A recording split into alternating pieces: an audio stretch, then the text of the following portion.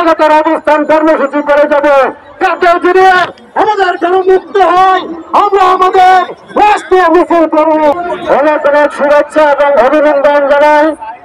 আমি সেই সাথে অভিনন্দন জানাতে চাই আমরা যারা সারা বাংলাদেশ থেকে আমাদের বেতনদাতা অন্তর্ভুক্তির জন্য এখানে এসেছি। আমরা আমাদের জন্য আসলাম, আমরা আপনাদের জন্য আসলাম। আমরা এসেছি আমাদের সন্তান, আমাদের বাপ মা, ভাই বোন, আত্মীয় স্বজনদের মুখে হাসি ফোটানোর জন্য।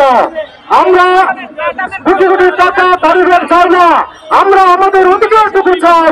আমরা আমাদের সেই ন্যায্য অধিকার আমরা 20-25 বছর যাবৎ যে বিনা বেতনে করিয়ে যাচ্ছি, আমরা আমাদের সেই অধিকারটুকু মাননীয় প্রধান উপদেষ্টা, শিক্ষা উপদেষ্টা বরাবর আমাদের দুঃখ দুর্দশার কথা জানিয়ে তারা যেন আমাদের এই আন্দোলনকে সহমত পোষণ করে আমাদের অন্তর্ভুক্তি করে।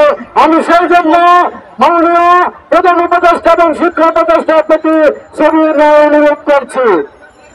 আমি সেই সাথে আমরা দুটো ভাত খেয়ে বাঁচতে চাই, আমরা আমাদের সন্তানের মুখে হাসি ফোটাতে চাই, আমরা আমাদের আত্মীয় স্বজনের মুখে হাসি ফোটাতে চাই, আমরা সমাজের স্বীকৃতি চাই।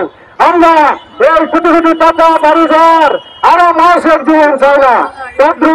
মাননীয় প্রধান উপদেষ্টা এবং শিক্ষা উপদেষ্টা বরাবর আমাদের এই দুঃখ দুর্দশার কথা অবহিত করে অতি শীঘ্রই যেন আমরা আমাদের সেই অন্তর্ভুক্তি ঘোষণা পেয়ে যাই, সেই জন্য আমি সবিনয় অনুরোধ করবো। আমরা আজকে এখানে 3 দিন যাবত আছি, আমরা এখানে রাত্রে ঘুমাতে পারি না মশার জন্য। অথচ আমরা শিক্ষক সমাজ সারা বিশ্বের কোথাও নদীলেন যে একজন শিক্ষক এই রাস্তায় তাদের দাবি আদায়ের জন্য আন্দোলন করেছে। আমরা অনেক আন্দোলন দেখেছি, আমরা অনেক ম্যাগাজিন করেছি, অনেক জার্নাল দেখেছি, বিশ্বের বিভিন্ন ধরনের আন্দোলন দেখেছি। কিন্তু আমার মনে হয় আজও পর্যন্ত বিশ্বের কোন দেশে শিক্ষক সমাজ তাদের অধিকারের জন্য আন্দোলন করেছে।